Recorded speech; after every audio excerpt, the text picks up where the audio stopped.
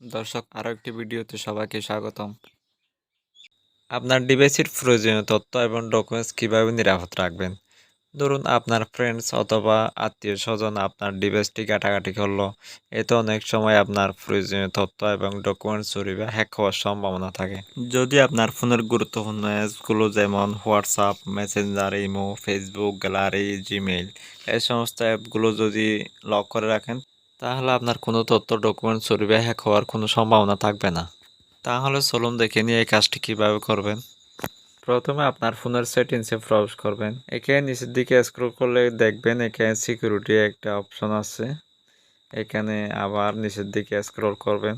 এখানে নিচের দিকে দেখেন অ্যাপ লক একটা অপশন আছে, এটাতে ক্লিক করবেন। এটা ক্লিক করার পর আপনার পছন্দ অনুযায়ী একটা পাসওয়ার্ড সেট করবেন। পাসওয়ার্ড সেট করার পর দেখেন এখানে অ্যাপগুলো চলে আসে। ফোনে যতগুলো অ্যাপস আছে সবগুলো এখানে শো করছে। তো এখান থেকে আপনার পছন্দ অনুযায়ী যে কোনো অ্যাপস লক করে রাখতে পারবেন। এখানে ফোনের ডান পাশে এরো চিহ্নতে ক্লিক করবেন। এখানে দেখেন অ্যাপ লক, এটা অন করে দিবেন। এখানে দেখেন আমি আরো কয়েকটি অ্যাপ লক করতেছি, এটা অন করে দিবেন।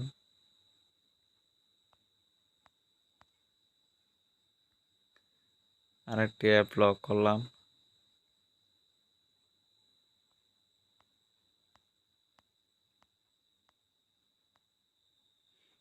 হোয়াটসঅ্যাপ লক করলাম।